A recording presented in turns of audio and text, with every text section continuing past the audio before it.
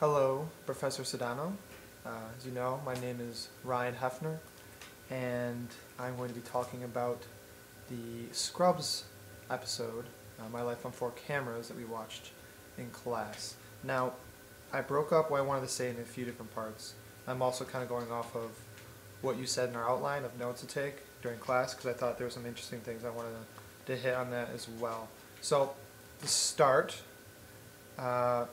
you mentioned the first 10 minutes versus the second 10 minutes. Now, I watched the show a lot. My roommate has all the seasons on DVD, so we went through pretty much all of them a few different times. So, to start for the first 10 minutes, because I'm used to this, it started with a very, very happy atmosphere, and then it went to the romantic battles that JD was having with Turk and their respective girlfriends. And that was kind of playing out there. But overall, the vibe was just very, very happy. There was happy music. They had the corny and sappy lead-ins with the songs and whatnot, the little sound bites that they play in between scenes and whatnot. That was all there until it came to the point where I forgot what kind of sickness it was, but there was this popular sickness that was going on and everybody was getting scared about. So they all rushed to the hospital, and there's a scene in there actually I liked a lot. Before I move on, it was the one above that we went over that showed everybody coming into the hospital, which I thought was really cool. But then it came to where JD saw Mr. James and recognized him. So he brought him up to an upper room where him and Turk could go over their favorite lines of cheers with him. And this is about the point where the second 10 minutes kicks in, where the sad part of the show, at least I thought, was a big transition, came in. I mean, you could tell because the tone of voice changed a lot in JD, with JD's voice, when he found out that he had lung cancer.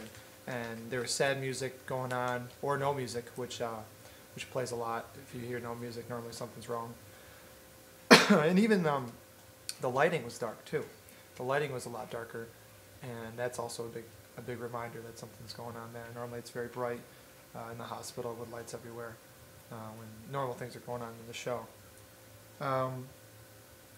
After that, I wanted to discuss kind of the cameras and whatnot. The cameras were, obviously there was multiple cameras, and I think this show really kind of calls for that kind of setup. I'm a huge fan of documentaries, and I feel that one camera setup for that documentary is what makes it so fun to watch. It makes it so real, as if you're right there. Like I love movies like Blair Witch Project and what's the one with, there's a huge monster that attacks New York City. I can't remember now. Oh, Cloverfield. Movies like that are documentary based with one camera. I love those kinds of things. But with this kind of show, there's so many different angles that you can choose stuff from. I mean, why not? You can do the show with a whole bunch of different angles that make it that much better. Like that one shot I told you about, everybody running into the hospital. Just that shot that just basically, what's it called? I'm going brain dead for you. I feel bad.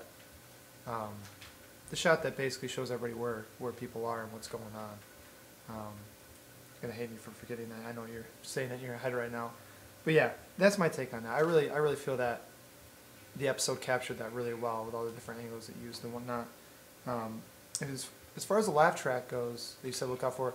Maybe I'm just missing it because I watched so much, but I really don't think. I mean, they might have it once in a while, but I didn't really notice it at all ever.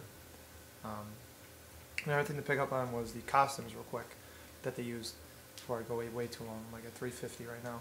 The costuming that they used was pretty good. It was cool because when JD basically went to his dream that they were in a sitcom, all the girls were dressing seductively, and everybody was happy. And then all of a sudden they inserted the laugh track, which is making me believe even more that there was no laugh track before in the show. And yeah, and then went to their corny message of the day. Well, not so much corny, but they went to the overall message of the show, that life isn't always like a sitcom, and then it goes down again to the dark side of the show where Mr. James actually dies, or is going to die, or seemingly going to die. So yeah, that's my take on the show. I could talk a lot more about it. As you can see, I'm already at 4:35, so sorry for taking so long, and I will see you in class.